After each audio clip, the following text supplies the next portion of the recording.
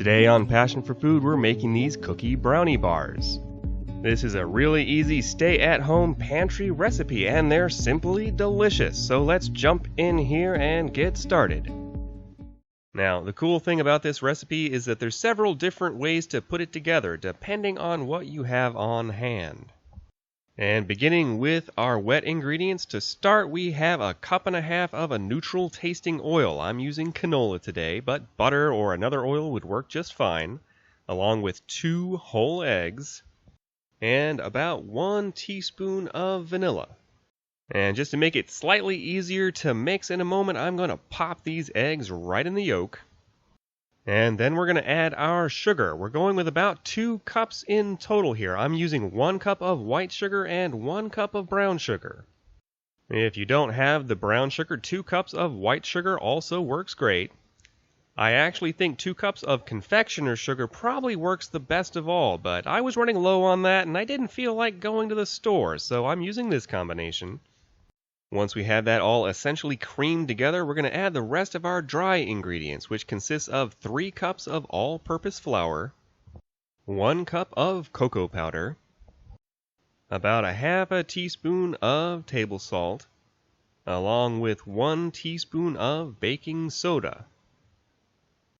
Now all we have to do is get this all mixed together, but unless you're really a glutton for punishment, I recommend trading out the whisk for a trusty wooden spoon, because this is really going to form more of a dough than a batter, even though this recipe is somewhere in between cookies and brownies. As you can see, our cookie brownie bar dough is quite firm. It shouldn't be sticky at all, which is definitely a plus because that's going to make it much easier to form. And we're going to be using 1 full sheet pan here covered in parchment paper. And while you could totally portion these out into rounds and bake them off just like cookies, I'm not going to do that. I much prefer baking these in 1 large sheet. And no, we don't need to refrigerate this cookie dough. Have a look at the link in the top right there where we discuss whether or not you actually do need to chill cookie dough. Now, believe it or not, I've actually started preparing all of my cookie recipes this way, just baking them off in 1 giant sheet. Just because they come out exactly the same, and it probably takes about 10% of the time. Anyway, we just want to get this pressed out nice and evenly in our pan, and then we're going to whisk this off to bake for 10 minutes in a 350-degree oven.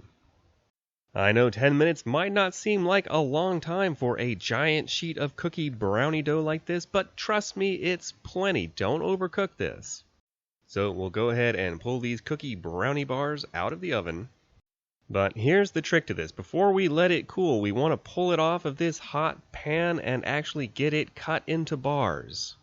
If we let them cool first, they get much harder to cut, so don't do that. And you can see through my precise pizza cuttery that I got exactly even bars. And while these continue to cool, we're going to make a quick chocolate glaze. Now, this part is optional, but it really is the icing on top. And for our simple glaze, all we're going to need is 1 cup of confectioner's sugar, along with about 3 tablespoons or so of cocoa powder. You can use more or less depending on your taste. About 1 teaspoon or so of vanilla.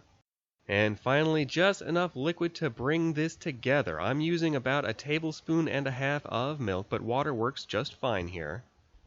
And we just want to get that all whisked together. It should be quite thick, but you do want it to be pourable, just barely. You see that? It can kind of come off the whisk. And this will harden slightly as it dries, so we do want to use this immediately.